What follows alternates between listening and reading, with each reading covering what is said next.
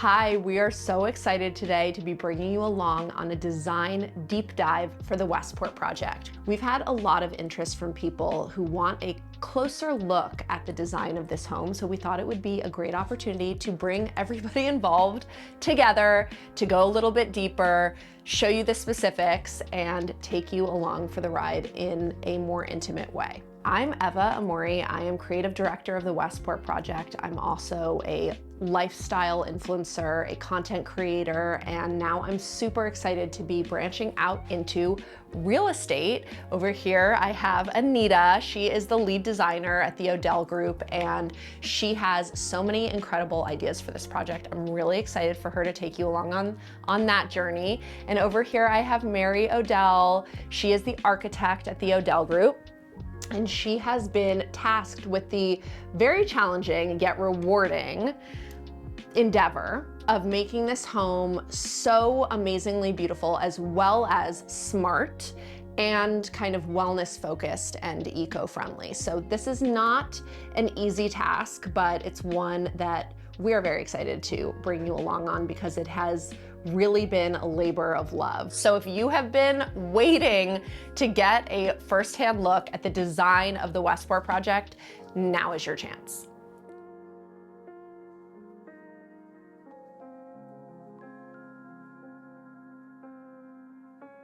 I personally am so excited to be a part of this. I think for me, I have been design obsessed my entire life. I think a really interesting part of my childhood that I'm super grateful for is that we traveled a ton, like a strange amount. And so I was really exposed to a ton of cultures and countries from a young age, and that definitely informed my aesthetic and my awareness of design. My parents are in the arts, and we saw a ton of art, and I think that has kind of ignited this flame for me my entire life when it comes to design. And then once I was a homeowner, into interiors, and that kind of grew as my family grew, and I moved and I bought different homes and renovated them and decorated them. And then when I started my lifestyle brand, it's really interesting because you're essentially curating an online world, and that involves so much. It involves emotion, it involves aesthetic, it involves design. And so not only designing my own spaces in reality, but also designing these kind of amorphous online spaces. It's been really interesting the last decade to kind of learn through trial and error and through the feedback from the community, kind of what people are looking for. I mean, I have this really interesting perspective on this market because I talk to them every day and I kind of get feedback from them every day, good and bad, and I'm able to really go deep with the sample size of people who have not only kind of left their digital imprint on what I share online and kind of told me what they like and don't like, but I have actual real number statistics of what people are buying, what they're interested in, what they're clicking on. And so in terms of like a marketing aspect, and in terms of this being a spec home, that's also super interesting because I feel like there is this data that's able to be collected about what people are gravitating towards and where those interests lie, like on a pretty large scale. When it comes to the Westport Project and working with you guys, it's so exciting because it's taking all of these yes, exactly, and kind of applying it into what I hope, we're all trying to create this space that gives so much to the family that lives there. And not only is just a home, but kind of takes all the areas of expertise and creates a really beautiful, really holistic, really stylish living environment for whoever is lucky enough to, to buy it. Mary, I would love if you could kind of walk us through the plans and give us an overview of what exactly we're building here. I'm always excited to talk about the Westport House plans because at this point I've spent hundreds of hours working on these plans, and I'm really excited for us to be in construction and see it built. We'll begin on the first floor, of course, which the ground level is our 2-car garage and stairs up, but what's probably more exciting is moving up onto our living space, which will occupy what is technically the second floor airspace. Because we're so close to the waterfront, we do need to be elevated above sea level, and that brings us up to this level. Here's our first floor. We're coming up from our sidewalk or beaches out here into a foyer, or we're coming up through the garage and landing in the same space. We have a quaint little entry with a bench. This will also be like millwork built-ins. Our powder room is tucked in back there. We walk into our breathtaking waterfront room. So these are the spaces that capitalize on the epic views out here of the beach and the water. This is a place where you'd want to hang out when you're feeling connected to the life that is outside. It is really something to be there. One of my big things was to incorporate some glass panel walls that will disappear in beautiful weather, so you can push these aside and kind of be outside while you're in your home.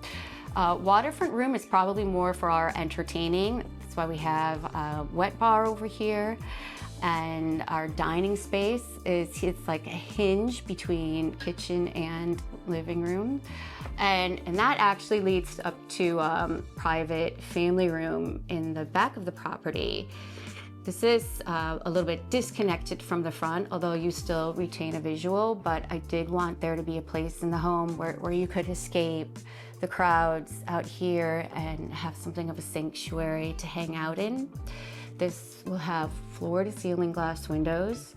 The idea is that we will edit the landscape outside and it'll just be beautiful. And because we are high up, this is actually probably like some tall shrubberies, like narrow trees. It will be like you're in the trees. So excited to see that piece built. We're also gonna have a fireplace here. Anita's working on a really cool design for how this is gonna play out. And I love the idea of the sun rising in the morning and say waking up in the space, be it a bedroom or a yoga studio. And then when I presented to our group, there are additional ideas that came in, like say from our electricians, where it's gonna be a smart home, and they're thinking like technology. This could also be a space for a golf simulator because of its high ceilings.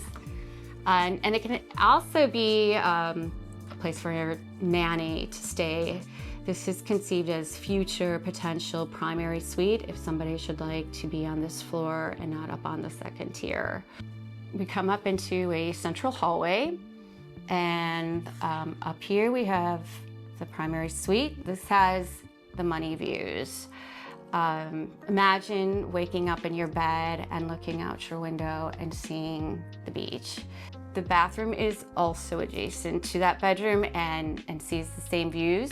You've got a tub up at front. We've located the windows so that you're in your tub and you're looking out. The window at the vanity is located so that when you're back here in your shower, you can eyeball that view. You're always going to have a connection with the beaches. There's a tiny little sweet balcony here. You can step out there in your mornings and breathe in the fresh air. We do have his and hers closets.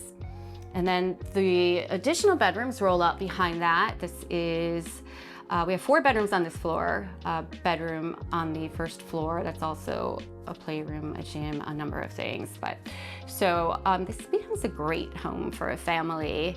This is our smallest bedroom. It's tucked away here as if it could be a baby's room, a guest room, or hobby room.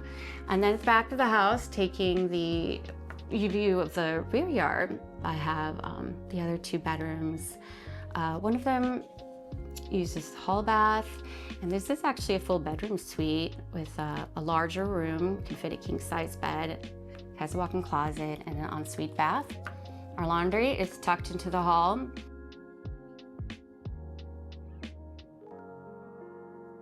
We can build a roof deck on the top floor. You're looking at a deck that is floating above the waterfront, the beaches, and all those people, it's a really great place to be. We're gonna have a sea of solar panels up here because we are building a net zero home, and that's how we'll accomplish some of our energy needs. So now that we've walked through the bones of the home, I'm really excited to talk about the interiors.